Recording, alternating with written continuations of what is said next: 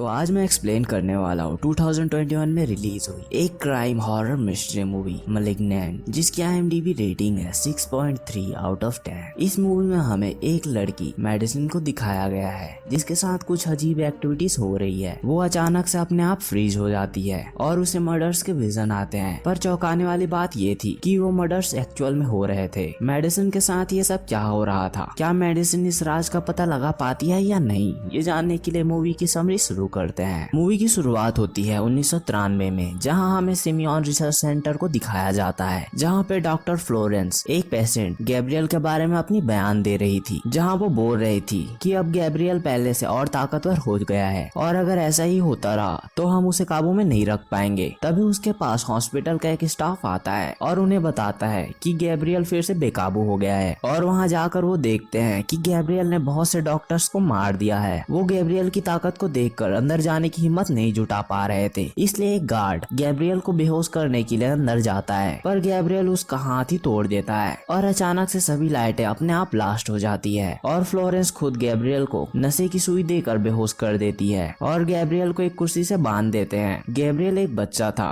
पर वो कोई आम बच्चा नहीं था, क्योंकि उसके पास अनोखी शक्तियां थी। जैसे वो रेडियो फ्रीक्वेंसी को कंट्रोल कर सकता था और रेडियो के थ्रू अपनी बातों को पॉडकास्ट कर सकता था और वो उसी रेडियो के थ्रू बोलता है कि मैं तुम सभी को मार दूंगा। यहाँ पर हमें उस बच्चे की शक्ल को नहीं दिखाया जाता जिसका डॉक्टर फ्लोरेंस ट्रीटमेंट कर रही थी, पर उसके बिगड़ते हालात को देखकर वो बोलती है कि अब कैंसर को काटने का समय आ चुका है। अब हमें दिखाया जाता है कि 28 साल बीत चुके हैं और हमें मेडिसिन नाम की एक लेडी को दिखाया जाता है जो कि प्रेग्नेंट थी। वो अभी अपने जॉब से काम खत्म करके घर आई थी, जहाँ पर उसका पति डेरिक टीवी देख रहा था। मतलब आप समझ सकते हैं कि उनका रिलेशन कैसा होगा कि एक प्रेग्नेंट लेडी काम पे जा रही है और उसका पति घर में आराम कर रहा है और मेडिसिन घर का कुछ काम करने के बाद रेस्ट करने के लिए टीवी को ऑफ कर देती है, जिसके कारण डेरिक उससे बहस करने लगता है क्योंकि डेरिक को बच्चा नहीं चाहिए था, क्योंकि मेडिसिन का पहले से 3 बार मिसकैरेज हो चुका था। और डेरिक गुस्से में आकर मेडिसिन को धक्का दे देता है, जिसके कारण मेडिसिन का सर दीवार से टकरा जाता है और उसका सर पीछे से फट जाता है, जिसके कारण वो भागकर दूसरे कमरे में जाती है और देखती है कि उसके सर के पीछे से खून निकल रहा है। मतलब उसे सर के पीछे काफी चोट आई है और मेडिसिन वो दरवाजा नहीं खोलती और उसी कमरे में सो जाती है, जबकि डेरिक नीचे सोफे पर सोया होता है। उसी रात डेरिक को रात के समय कुछ आवाज सुनाई देती है और वो किचन में जाकर देखता है तो वहाँ पर मिक्सर अपने आप चल रहा था। वो उसे बंद करता है, तभी फ्रिज का दरवाजा अपने आप खुल जाता है और टीवी भी ऑन हो जाती है, जिसे कि कोई देख रहा था। पर डेरिक जब लाइट ऑन करके देखता है तो वहाँ पर कोई भी नहीं था। डेरिक को लगता है कि ये सब उसका वहम होगा, पर ऐसा नहीं था और वो काली परछाई उस पर हमला कर देती है और मेडिसिन एक बुरे सपने से डरकर उठती है और नीचे जाकर देखती है कि उसके पति को किसी ने बुरी तरीके से मार दिया है और वो काली परछाई जैसी चीज अभी भी उसके घर में ही थी। उसे देखकर मेडिसिन घर से बाहर जाने की कोशिश करती है, पर वो परछाई जैसी चीज मेडिसिन पर ही हमला कर देती है। तभी मेडिसिन के पड़ोसी के इन्फॉर्म करने पर वहाँ पुलिस आ जाती है और मेडिसिन की हालत देखकर वो उसे हॉस्पिटल भेज देते हैं। इस केस को 2 ऑफिसर्स हैंडल कर रहे थे, ऑफिसर शॉ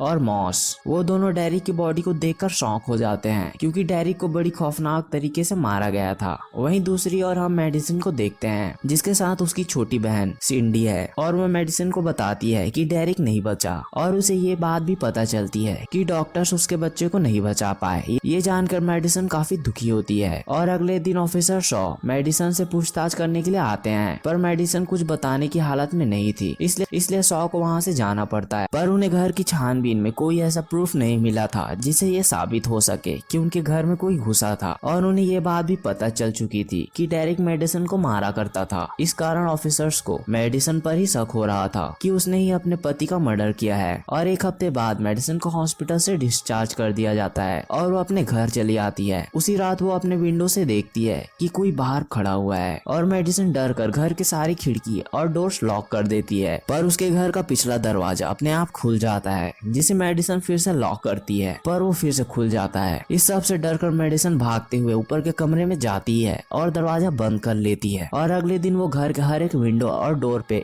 एक्स्ट्रा लॉक्स लगा। उसी दिन सिंडी वहाँ आती है क्योंकि उसकी मॉम ने मेडिसिन के लिए कुछ सामान भेजा था। और बातों बातों में मेडिसिन सिंडी को बताती है कि वो बच्चा मेरे लिए बहुत जरूरी था क्योंकि मैं फील करना चाहती थी कि एक खून का रिश्ता होना कैसा होता है। ये सुनकर सिंडी बोलती है, ये तुम क्या बोल रही हो, मैं तो हूँ ना तुम्हारी बहन। तब मेडिसिन उसे बताती है कि वो उसकी सगी बहन नहीं है। जब मेडिसिन छोटी थी तब सिंडी की मॉम ने उसे अडॉप्ट किया था क्योंकि मेडिसिन की असली मॉम उसे जन्म देते समय ही मर गई थी। उसी रात हमें एक लेडी को दिखाया जाता है जो कि लोगों को एक पुराने अंडरग्राउंड टनल के टूर दिया करती थी। उसी रात जब वो सब कुछ लॉक करके जा रही होती है तभी उसे वहाँ किसी के होने का एहसास होता है और वो उस लेडी को किडनैप करके अपने अड्डे पे ले जाता है। और वो किडनैपर उसे एक रेडियो के थ्रू बात कर रहा था जैसा मूवी की शुरुआत में गैब्रियल क्या करता था, मतलब वो गैब्रियल ही था। और गैब्रियल उसी डॉक्टर फ्लोरेंस को कॉल करता है और उससे बोलता है कि अब कैंसर को काट के फेंकने का समय आ चुका है। और उस डॉक्टर को थोड़ी देर बाद याद आ जाता है कि वो गैब्रियल है और वो अपनी पुरानी फाइलों में से एक मे नाम की पेशेंट की फाइल निकालकर वो एक फोटो को देखने लगती है। वहीं दूसरी ओर मेडिसिन कपड़े साफ करने के लिए जा रही थी तभी वो अपने घर में किसी को भागते हुए देखती है। वो कोई और नहीं बल्कि डॉक्टर फ्लोरेंस थी जो काफी डरी हुई थी और किसी से बोल रही थी कि तुम यहाँ क्या कर रहे हो। पर मेडिसिन उससे बोलती है कि ये मेरा घर है। तभी अचानक मेडिसिन फ्रीज हो जाती है, वो अपनी बॉडी को मूव नहीं कर पा रही थी। तभी वहाँ पर गैब्रियल आता है और डॉक्टर को वहीं पर पटक देता है और हमें पता चलता है कि डॉक्टर तो अपने घर में ही है, बल्कि मेडिसिन पता नहीं कैसे वहाँ पर है। वो कुछ कर तो नहीं सकती थी पर वो ये सब होते हुए देख सकती थी। और गैब्रियल एक अवार्ड से डॉक्टर को मार देता है और मैडी ये सब देखकर चिल्लाने लगती है और वो देखती है कि वो अभी भी अपने घर पर ही है। तो यहाँ पर हुआ क्या था, उसे ये सब कैसे दिखाई दे रहा था, इसका पता हमें आगे चलेगा। वहीं दूसरी ओर डॉक्टर के घर पे सॉ आता है जहाँ उसे फ्लोरेंस की डेड बॉडी मिलती है जिसे बुरी तरीके से मारा गया था। और उसे जिस अवार्ड से मारा गया था उसका बेस वहीं पर था पर उस अवार्ड का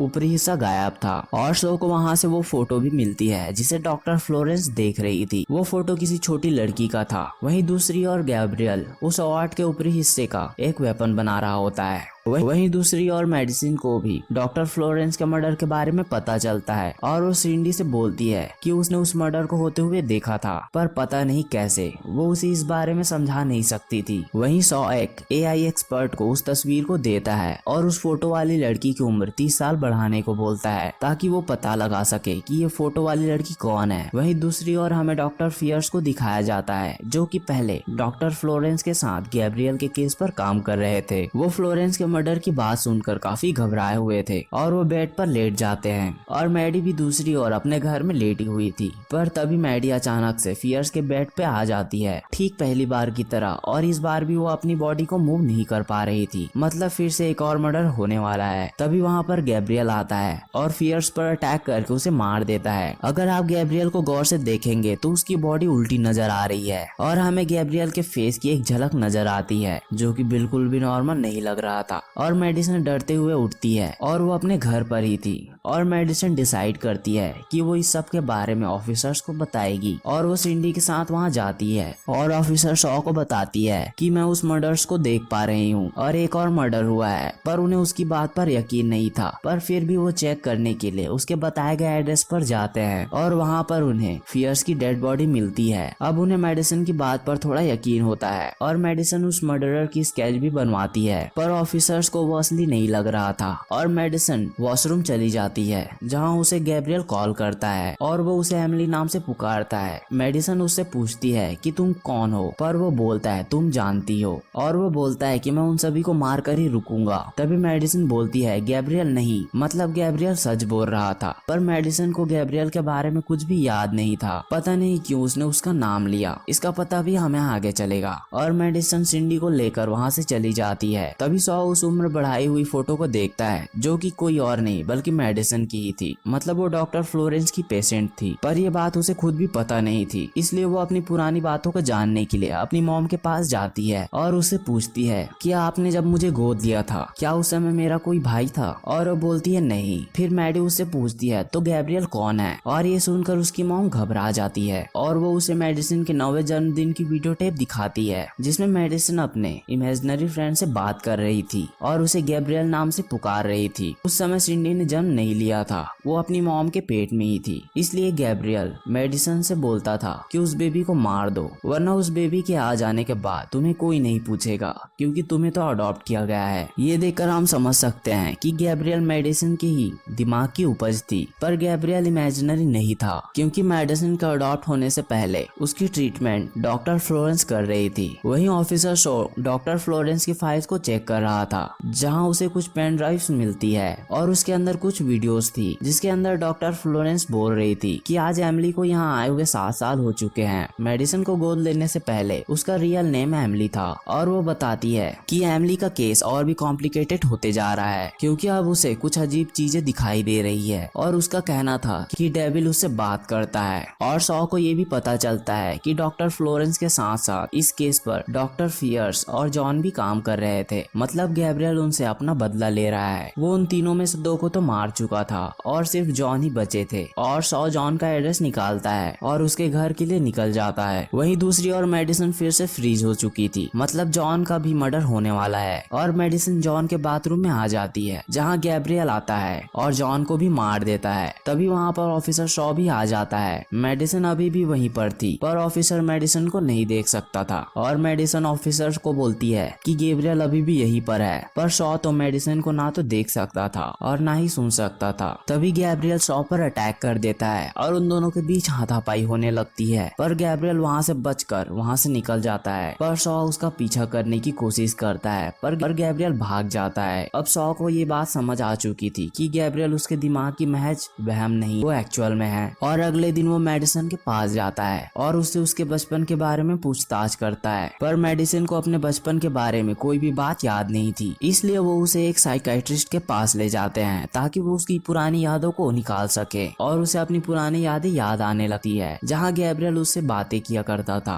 और उसे बुरे काम करने के लिए उकसाया करता था। और उसी के उकसाने के कारण वो सिंडी को पेट में ही मारने के लिए चली गई थी। और इस सब के कारण उसके मॉम डैड को लगने लगा था कि मेडिसन को कुछ प्रॉब्लम्स हैं। ये एक्सपीरियंस मेडिसन के लिए काफी पेनफुल था, जिसके कारण वो चिल्लाने लगती है और वो मेडिसन को जगाते हैं। और मेडिसन उन्हें बताती है कि गैब्रियल हमेशा से मेरे साथ था, और उसे जब ये बात पता चली कि सिंडी आने वाली है तो वो मुझसे उसे मारने को बोला करता था, क्योंकि वो जानता था कि अगर सिंडी ने जन्म ले लिया तो मुझे गैब्रियल की कोई जरूरत नहीं होगी। और हुआ भी ऐसा ही। सिंडी के आने के बाद मेडिसन गैब्रियल के बारे में भूल गई। ये सुनकर दोनों ऑफिसर काफी हैरान थे कि गैब्रियल ही असली मर्डरर है। वहीं दूसरी ओर गैब्रियल ने जिस लेडी को किडनैप किया था वो भी अपने आप को छुड़ा लेती है और वहाँ से भागने लगती है। तभी वो ऊपर के फ्लोर से नीचे गिरती है और हम देख पाते हैं कि वो मेडिसन का ही घर था, जिसे गैब्रियल ने अपना अड्डा बनाया था। और मेडिसन को भी इस बारे में कुछ भी पता नहीं था, लेकिन उन दोनों ऑफिसर्स को ऊपर के फ्लोर से वो मर्डर वेपन और उसका कोट मिलता है। इस सब के कारण उनका शक मेडिसन पर आ जाता है और वो मेडिसन को अरेस्ट कर लेते हैं। पर मेडिसन अभी भी बोल रही थी कि ये सब उसने नहीं किया है, और अभी तक उन्हें ये बात भी पता नहीं चली थी कि वो औरत कौन है जो मेडिसन के घर में मिली थी। वो मेडिसन से पूछताछ कर रहे होते हैं, तभी वहाँ की सभी लाइटें अपने आप ब्लास्ट हो जाती है और शॉ के फोन पे गैब्रियल का कॉल आता है। ये देखकर शॉ चौंक जाता है, क्योंकि मेडिसन तो उसके सामने थी और गैब्रियल उसे फोन पे बात कर रहा था। पर उन्हें अभी भी गैब्रियल के होने पे पूरा यकीन नहीं था, इसलिए वो मेडिसन को जेल में डाल देते हैं, जहाँ पर पहले से बहुत से मुजरिम मौजूद थे और उन सभी के बीच बेचारी मेडिसन फंस गई थी। वहीं दूसरी ओर सिंडी मेडिसन के बारे में और पता लगाने के लिए सिमियन रिसर्च सेंटर चली जाती है और मेडिसन की फाइल ढूंढने लगती है और उसे उसकी फाइल मिलती है। और उस फाइल के साथ कुछ टेप्स भी होते हैं, जिसे सिंडी अपने साथ घर ले आती है और उन टेप्स को प्ले करती है। पहले टेप में सरेना मे का इंटरव्यू था, जो कि मेडिसन की असली मॉम थी। सरेना का 15 साल की उम्र में रेप हुआ था, जिसके बाद एमिली यानी मेडिसन का जन्म हुआ था। पर सरेना उस समय बच्चे को संभालने के लिए काफी छोटी थी, इसलिए उसने अपनी बेटी को हॉस्पिटल में ही छोड़ने का डिसीजन लिया था। मतलब मेडिसन की मॉम मरी नहीं थी, वो अभी जिंदा थी और वो वही लेडी थी जिसे गैब्रियल ने किडनैप किया था। फिलहाल वो बेहोश है और पुलिस को भी ये बात पता चल चुकी थी कि इस लेडी का नाम सरेना में है और वो ही मेडिसन की असली मॉम है। वहीं दूसरी ओर सिंडी दूसरे टेप को प्ले करती है, जिसमें एमिली की रिकॉर्डिंग थी, जिसमें वो बता रही थी कि गैब्रियल उससे बुरे काम करने के लिए बोलता है, जैसे लोगों का खून करने के लिए। और यहाँ पे हमें पता चलता है कि गैब्रियल एमिली का कोई इमेजिनरी फ्रेंड नहीं है और ना ही वो कोई डेविल है। वो तो एमिली का जुड़वा भाई था, जो कि उसकी बॉडी से जुड़ा हुआ था, पर उसकी खुद की कोई प्रॉपर बॉडी नहीं थी। वो किसी ट्यूमर की ही तरह एमिली के बॉडी से जुड़ा हुआ था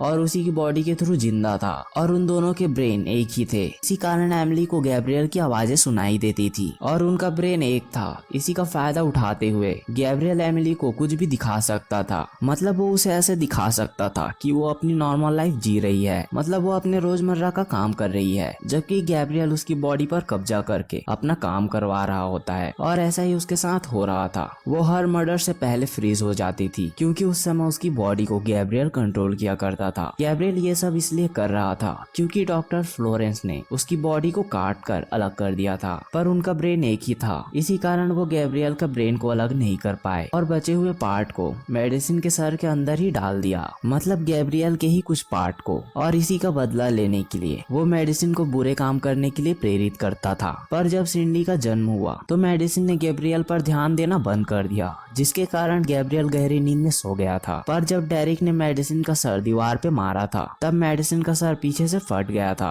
और इसी कारण गैब्रियल फिर से जाग गया। और जागने के बाद वो उन सभी को मार रहा था जिन्होंने उसकी बची हुई बॉडी को भी काट कर अलग कर दिया था। अब हम फिर से कहानी पर आते हैं और हमें मेडिसिन को दिखाया जाता है जो कि जेल में बंद है और उसके साथ और भी मुजरिम है और वो सभी मेडिसिन को सीधा पाकर उसे मारने लगते हैं और मेडिसिन बहुत बुरी तरीके से मार खा रही थी। तभी फिर से गैब्रियल उसकी बॉडी पर कब्जा कर लेता है और उसके बाद वो एक एक करके सभी को मार देता है और वहाँ के एक ऑफिसर को मारकर जेल से फ्री हो जाता है। वहीं दूसरी ओर सिंडी सॉ को कॉल करती है और उसे बताती है कि गैब्रियल मेडिसिन के अंदर ही है और सॉ भी उसे बताता है कि उसके घर में मिली वो लेडी ही उसकी असली मॉम है। और वहाँ गैब्रियल अपना जैकेट और वेपन लेकर तैयार हो चुका था और सॉ मॉस के साथ पुलिस स्टेशन जाता है जहाँ पर गैब्रियल ने पहले से सभी को मार चुका था और वो मॉस और सॉ को भी जख्मी करके हॉस्पिटल जाने के लिए निकल जाता है। वहीं सिंडी भी हॉस्पिटल पहुंच चुकी थी। तभी वहाँ पर गैब्रियल आ जाता है और सिंडी को मारने लगता है, जो कि वो हमेशा से करना चाहता था। पर उसकी मॉम गैब्रियल से माफी मांगती है क्योंकि उसने कभी उसे अपना बेटा नहीं माना था। ये सुनकर गैब्रियल थोड़ी देर के लिए रुक जाता है और हमें लगता है कि गैब्रियल अब सुधर जाएगा, पर ऐसा नहीं होता। वो फिर से सिंडी का गला दबाने लगता है। तभी पीछे से ऑफिसर शो आता है और गैब्रियल पर गोली चलाता है, पर वो गोली मेडिसिन की बॉडी में लगती है और गैब्रियल शो को ठिकाने लगाकर फिर से सिंडी को मारने के लिए आगे बढ़ने लगता है। ये सब मेडिसिन फ्रीज होकर देख रही थी, पर इस बार वो अपनी बॉडी को कंट्रोल करने की कोशिश करने लगती है ताकि वो अपनी बहन को बचा सके। पर ये सब होने से पहले ही गैब्रियल सिंडी को मार देता है और उसके बाद वो अपनी माँ को भी मार देता है। अब अचानक से सब कुछ डार्क होने लगता है और हमें पता चलता है कि इस बार गैब्रियल मेडिसिन को काबू नहीं कर रहा था, बल्कि मेडिसिन गैब्रियल को काबू कर रही थी, उसे बेवकूफ बना रही थी। मेडिसिन ने अपने ब्रेन का यूज करके गैब्रियल को ऐसा दिखाया कि उसने सिंडी, उसकी मॉम और सॉ को मार, पर वो सभी जिंदा थे। ये सब मेडिसिन गैब्रियल को अपने ब्रेन के थ्रू दिखा रही थी और गैब्रियल तो वहीं पर फ्रीज था। अब गैब्रियल और मेडिसिन दिमाग के अंदर एक दूसरे के आमने सामने आते हैं, जहाँ मेडिसिन उससे बोलती है कि अब तुम कुछ नहीं कर सकते और अब से मैं तुम्हारी बात नहीं सुनूंगी। और मेडिसिन गैब्रियल को अपने दिमाग के अंदर एक जेल जैसी जगह में कैद कर देती है। और अब मेडिसिन समझ चुकी थी कि खून का रिश्ता ही सब कुछ नहीं होता, कुछ रिश्ते ऐसे भी होते हैं जो उनसे भी बढ़कर होते हैं, जैसे उसका और सिंडी का था। और इसी के साथ मूवी खत्म होती है। अगर आपको ये मूवी की एक्सप्लेनेशन / समरी अच्छी लगी हो तो प्लीज वीडियो को लाइक और कमेंट जरूर करें। Thanks for the watching.